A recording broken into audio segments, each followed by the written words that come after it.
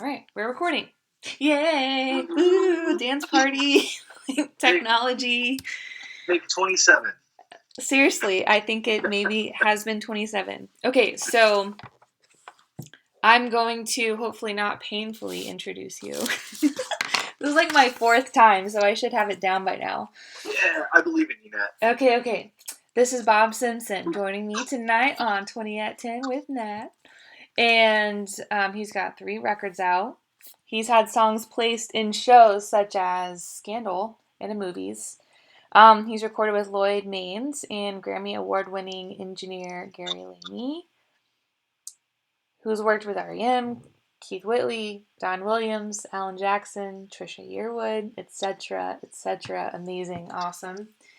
And then I know him through Dripping Springs Songwriter Festival. I didn't meet you in 2018, I don't think. I think I met you last year in October. But I knew who you were because I came to the festival in 2018. I just was too shy to talk to everyone because it seemed like I was interrupting a family reunion. Yeah. So I didn't talk to anyone except Grace Pettis and Tom Meany. Okay. Which I actually had a round with Tom that year. Yeah. Yeah. So But I want I to saw say you.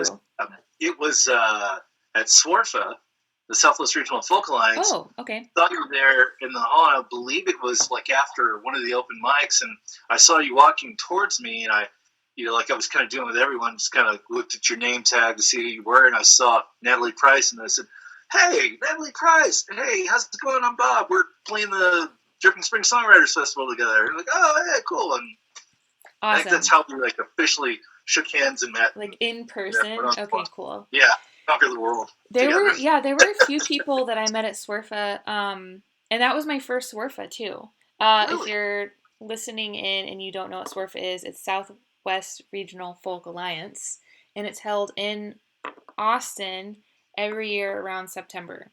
We'll see about this year. This year's shaping up to be crazy. That's for sure. Wow. Oh. Today's a new day, and it's a weird one. It gets weirder and weirder. Oh my gosh. So much for like Vision 2020. Like, yeah, nobody saw this one coming. No.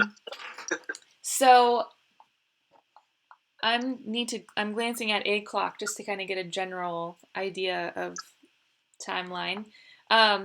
Clearly we're not recording this at 10 p.m. We're recording it a little bit later. So but I'll put it on YouTube and I'll make it public and I'll send you the link and I'll make sure your information's in the description and everything. So we'll get it out there. Yeah. Thanks for bearing with me with all the technology issues. Oh, hey, thanks for having me. I'm really honored and excited. I've been looking forward to this. I have been too. So while we were, dancing around in the Instagram live trying to like tag, are you going to join or not? Yeah. Kelly, do you remember Kelly from SWRFA? Yes, Kelly and I are very good friends. Okay. Yes, Miss Kelly Augustine. Yes, absolutely. She wants to know what song was in Scandal. It was a song called "Looking for a Girl." Oh, okay. Yeah, so how that came about, it was kind of a weird deal. I was living in Houston, and I treated myself to go cut some demos that I could submit to for Songwriter Serenade and the Kerrville Folk Festival, the New Folk Contest. And I went and treated myself to the legendary Sugar Hill recording studio there, and I cut, I think, like 5 or 6 songs, whatever I had. And anyway, Reverb Nation was pretty hot still at the time. And being proud of the work that I did, I posted them on there. And I want to say a couple months down the road, I got a call from ABC. And first I was like, wait, whatever. No. Really? No. I was like, no, there's no way. And no, it was this guy from ABC. He's like, yeah, we've got this new show that we're going to launch called Scandal, and we're just looking for some independent artists. Would you be interested? We really like this song called "Looking for a Girl," and we have a place for it. We think it'd be cool. And I was like, yeah, sure. Wow. So they sent me this non-exclusive contract, and so I sign it and send it back, and they mailed me a paper check for $75, and I'm like, woohoo! I can't really do much with this, but I'm gonna go celebrate with it. So I took myself out to Perry's Steakhouse and had like an expensive steak with it. Nice. But the thing about it is, signing that, what happened, and I was a little green to it, but at the same time, I kind of didn't care. Now, part of me cares. That my name's not in the credits or anything like that. But when you watch the episode, you hear 4 minutes of my guitar playing, and no, 4 minutes. Excuse me, 4 seconds of my guitar playing, and it's gone. Like that's it. Oh, interesting.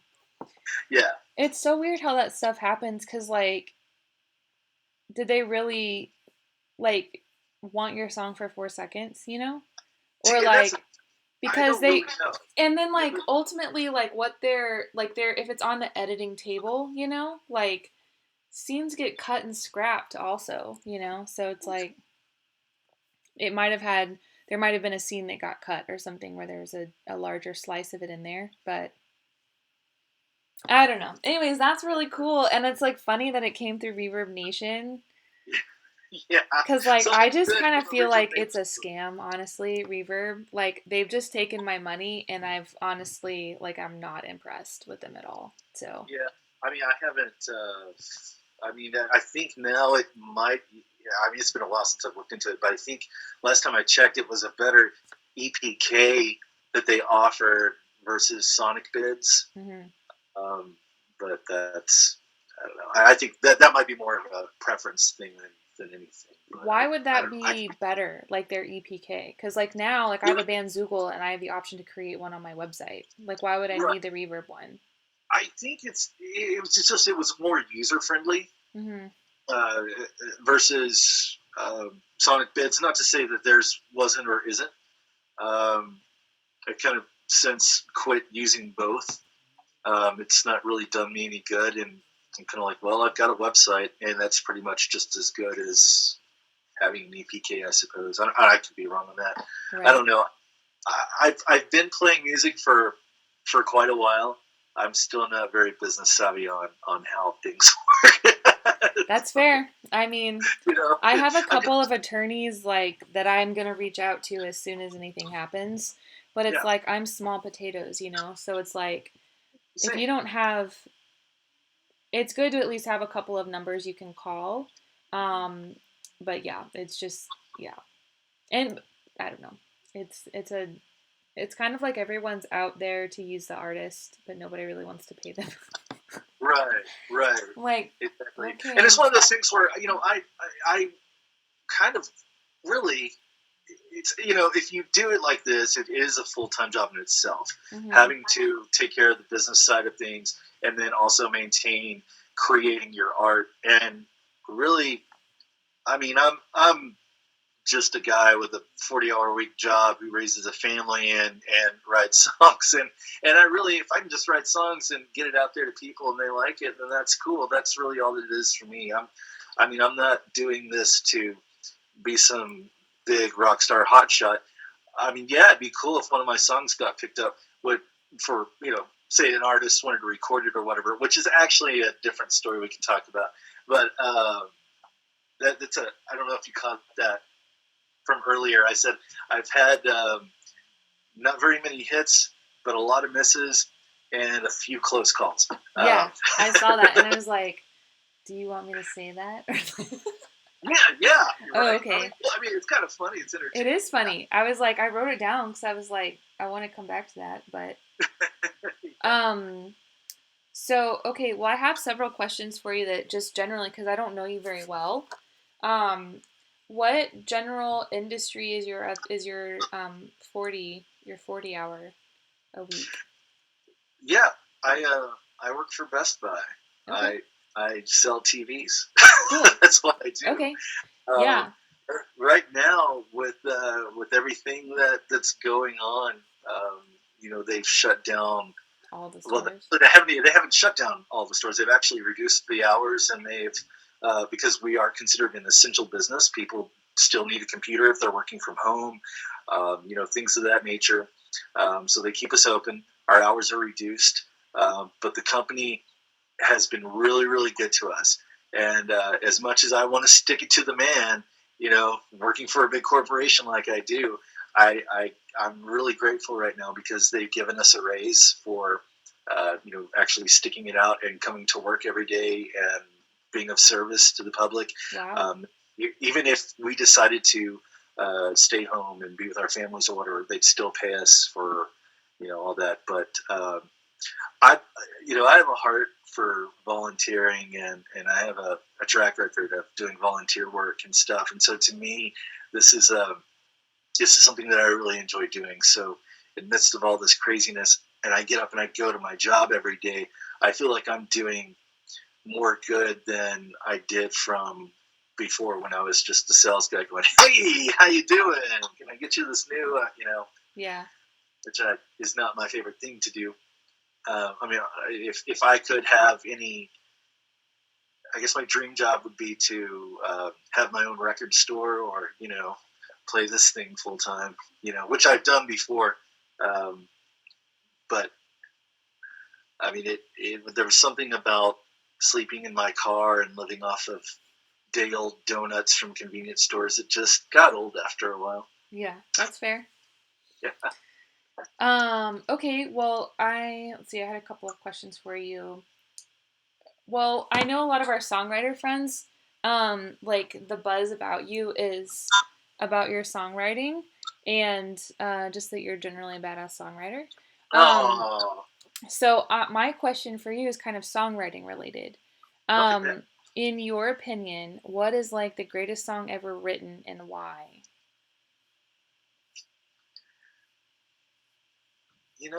And it's okay to this, have multiple favorites, but just one that comes to yeah. mind. Um, the one that comes to mind automatically, and I was actually thinking about this the other day as I was listening to it, is God Only Knows by Brian Wilson and Tony Asher. They co-wrote this song, and it's performed by the Beach Boys. It's on the Pet Sounds record, which to me is the greatest record of all time, next to some others that are also probably the greatest records of all time, in my opinion. Why it is it's it touches on something very deep,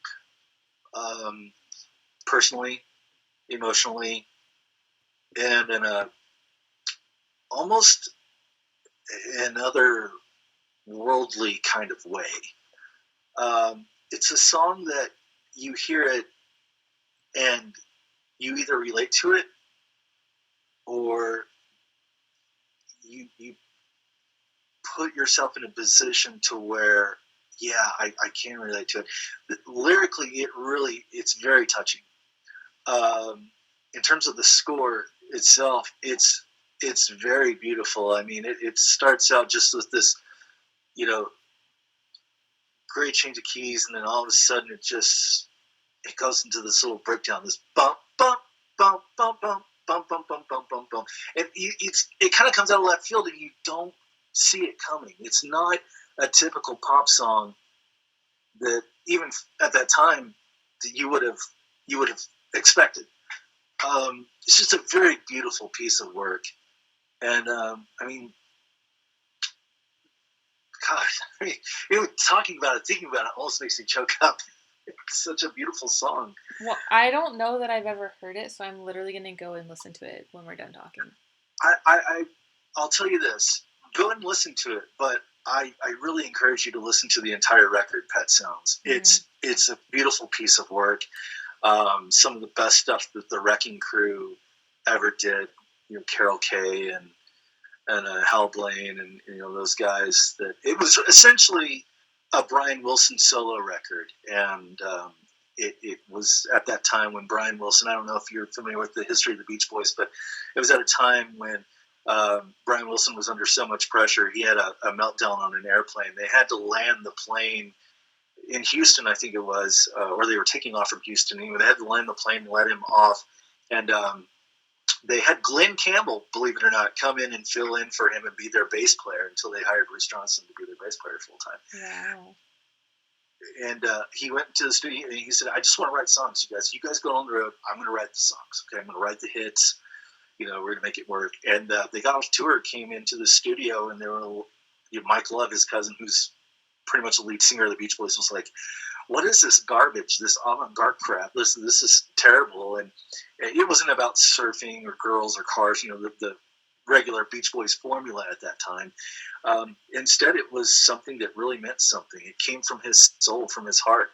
And Brian Wilson was not a fan of the beach. He wasn't a fan of fast cars and being out in the sun. He was a fan of being in front of a piano and banging out songs that, he wanted to be, Johnny Mercer and Hoagie Carmichael and George Gershwin, guys like that.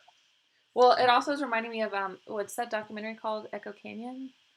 Yeah, Echo in the Canyon, yes. Echo in the Canyon. I think I have like 20 minutes left of it, which is embarrassing. I don't like to ever leave things unfinished. I'm like, oh, shoot, I need to go finish that.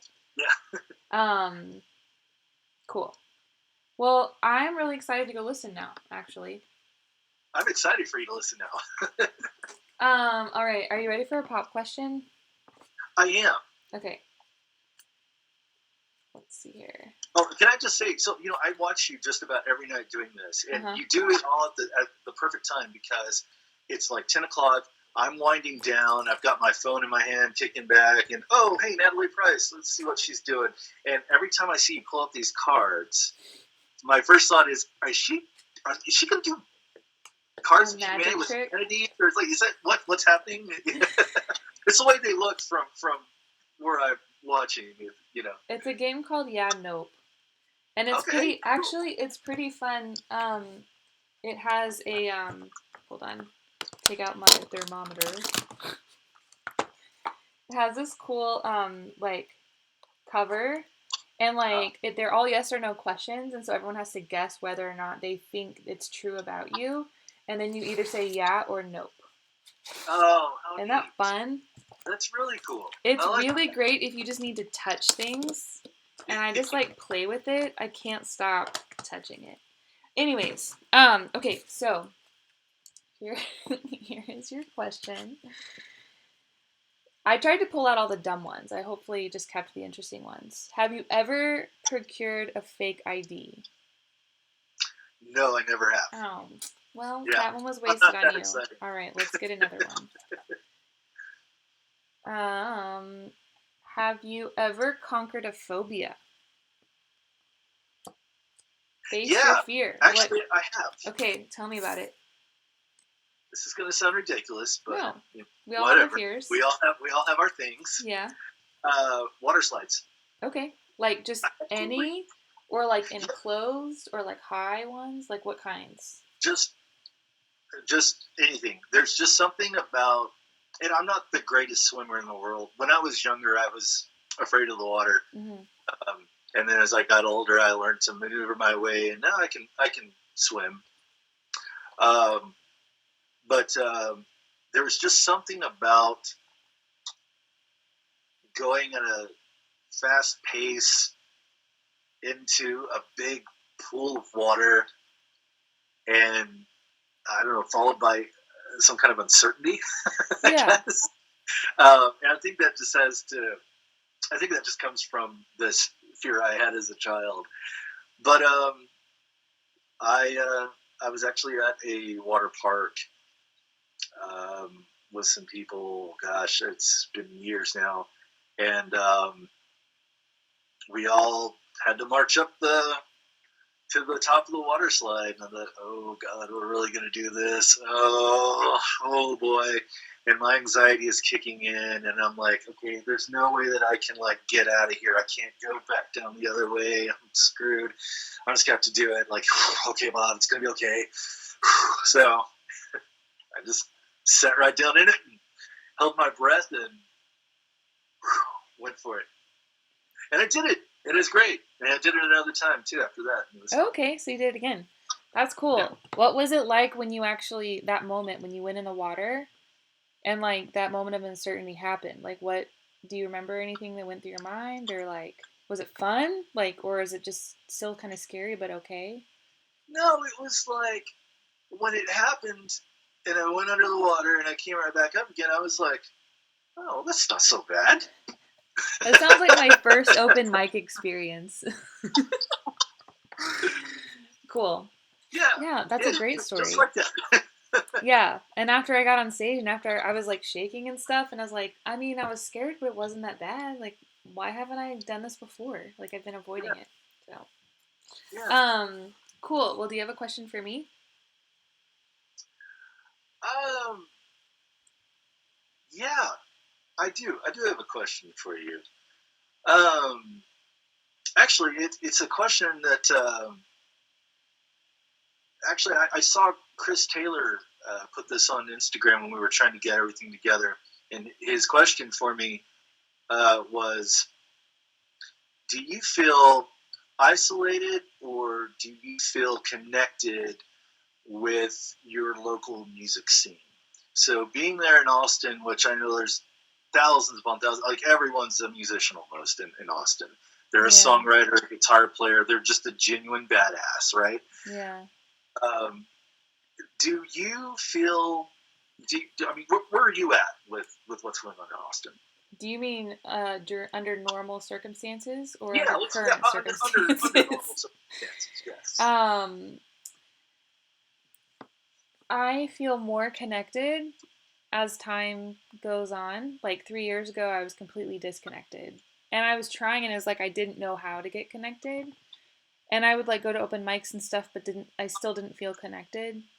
And I think the major thing that has shifted is that I have joined a songwriting group that's local. So most of the people in the group are, even though it's a digital songwriting group, like you can Yeah, still meet up with people in the city or co-write with people. And then I started going to shows. And as much as I didn't think that it should make a difference, it makes a huge difference because you meet people at shows or like I'll go and meet the musician. And but before, a third thing that has changed is that I've actually released music. So I was that did a number on my confidence that I didn't have anything released um, a couple years ago. And so I was really shy because I'm like, I know that I'm this person that no one's heard of and they can't go look me up anywhere and listen to anything. Like, they can't find anything that I've done because there's nothing out. There's like iPhone recordings on SoundCloud, but like, so it took me a little bit to gain the confidence and just like, my roommate always says 90% of life is showing up. And it's really yeah, true in the music industry. Like, not just for the gigs that you have, but like in actually meeting other people, like show up to their shows, like meet yeah, people and talk to them. Like, I'm an extrovert. I love talking to people, but I'm really shy. So like it's hard for me when I walk into a group where I don't know anyone to actually like and they all know each other for me to like talk to someone because it's just like I'm just uncomfortable and like I don't yeah. feel like I belong. For So sure. Well, that's why it's important. I mean, you said it best. Show up to shows, not just the ones that you're invited to, even. But it's yeah, important to get involved in the community that you have, especially when it's things like Swarfa or just going to a songwriter conference of some kind or contest. And Swerfa was good to meet people outside of Austin. I yeah, felt like, cause like I met you and I've had other guests on that I met at Swerfa. Alex, Koba. yeah, I met Shayna Sands. I didn't know she was local, but she is local. And yeah, then Kelly. I met Kelly, Ben Delacour, um, some Houston folks. Yeah, so it was good. Yeah, it's been good to just like expand my network to go to these conferences. But like the biggest difference has been willing to go out and spend evening hours at shows, hanging out with other artists. And because I used to be a little bit earlier to bed, but now it's just kind of like, well, I'm just kind of out because I also have a 40 an hour a week job and I have to be up in the morning. So like, right. I don't know. Yeah, so I yes and no. I feel more connected than I did 3 years ago, but I'm still constantly surprised by who I don't know in this town. And someone says they're in so and so band, and I'm like, never heard of them. Like, it's like I feel like I'm still living under a rock somehow. But But you gotta understand too. You live in the live music capital of the world, you know. yeah, There's so many bands and artists that are out there that, you know. It's true. You know a handful of them. You think you know them all, but really you don't. You know, there's just so many. So it's kind of cool. And like, you know, living here in Lubbock, like for myself, I'd say I feel isolated. But that's, you know, it's a different kind of mindset out here. You know, yes, I live in a town where there's a lot of rich musical heritage, and there's a lot of great songwriters that come from here and who still live here. But there's not a lot of opportunity out here for me, and not everyone is as open-minded and accepting and excited and wanting to work with others. And I've actually tried to change that being out here in Lubbock, but I've not really gotten very far. But that's okay. As long as I've got people like you around in my life, Natalie, I'm all right. You know? That's the whole thing, you know. Have you been involved with the Corpus Christi songwriters group at all? Not really. I mean, I made a submission for the festival, but I have noticed some of their postings about, you know, some little contests to enter here and there. There's one that just opened up. I saw that. I'm just kind of impressed with what they're doing in Corpus, because they're taking a town that's not really known for songwriters, live music.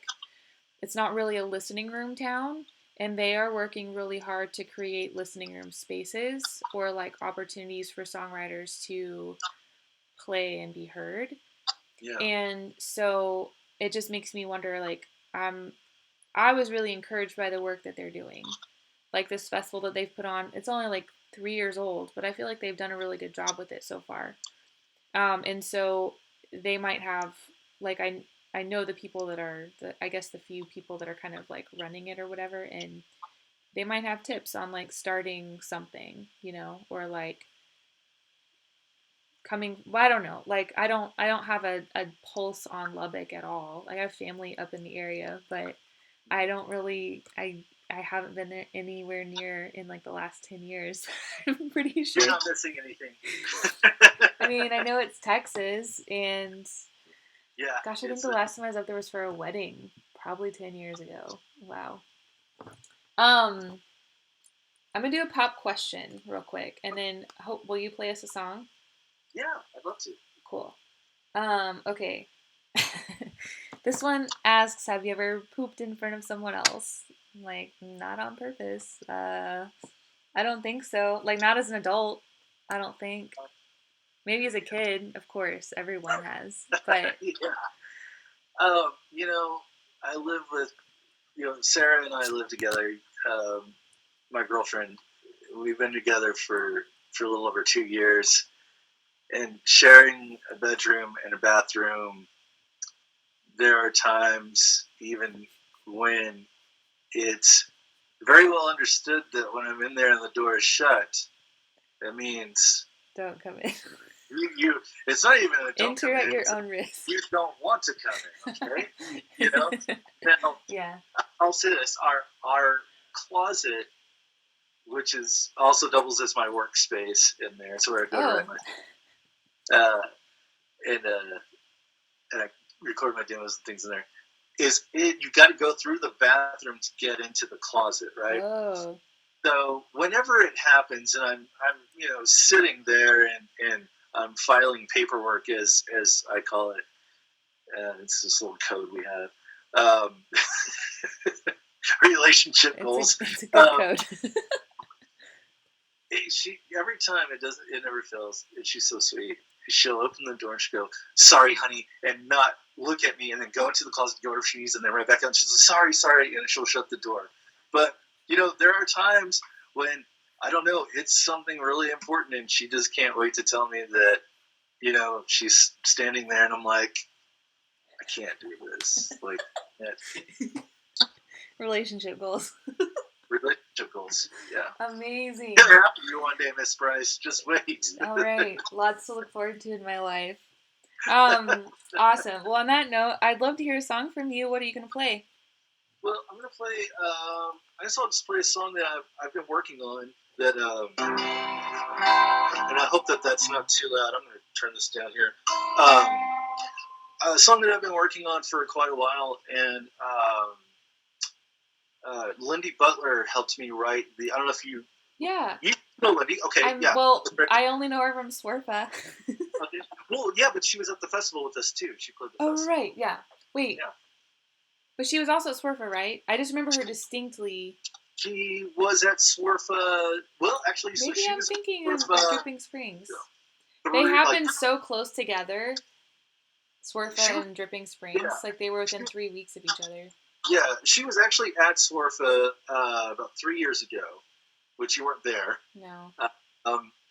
But she was a Kerrville New Folk finalist. Maybe that rings a bell. I don't know. You weren't at Kerrville, were you? This past? Okay. I had conversations with Lindy, and I thought she played something with her sister. Oh, that was at Dripping Springs. Yes. I'm thinking, you're right, Dripping Springs. Yeah. That's where I met her. Cool. Yeah. So awesome. Lindy, I love her too. Lindy helped me with this bridge, and initially she was going to help me with the rest of the song, but with the way that things are kind of going right now, her priorities are on her children, which I'm blessed. That's really important. And Lindy's a great mom and a great wife and an all-around great person, a wonderful friend, and I adore her. But she helped me with the bridge. I'll go ahead and play like a couple of verses just to kind of give an idea as to what I got on it so far. But I'm just working on that last verse and such. But it's called "When That Day Comes," and it's about being optimistic and looking forward to better days ahead. Awesome.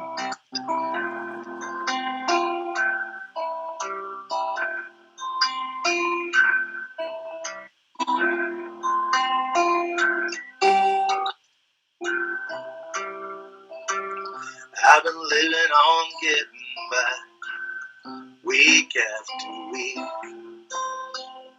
holding my head up high, trying to make ends meet. Worked every odd job, here to Santa Fe. Been doing all I can just to see a brand new day. I like to believe that there's more for me.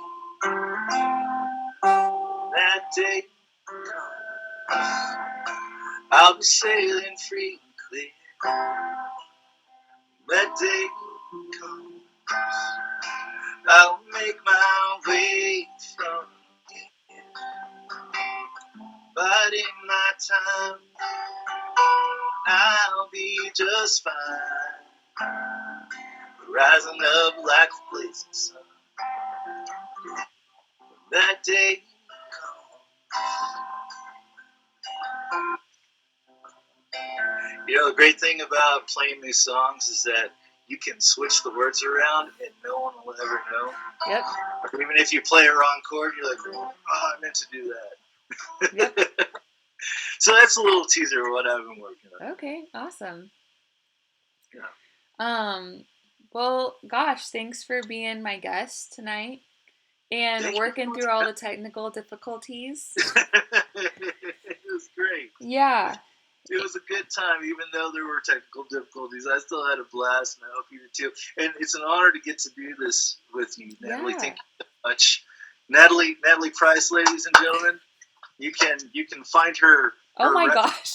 Through the Fog, available on her website. It's a fantastic 5-song EP.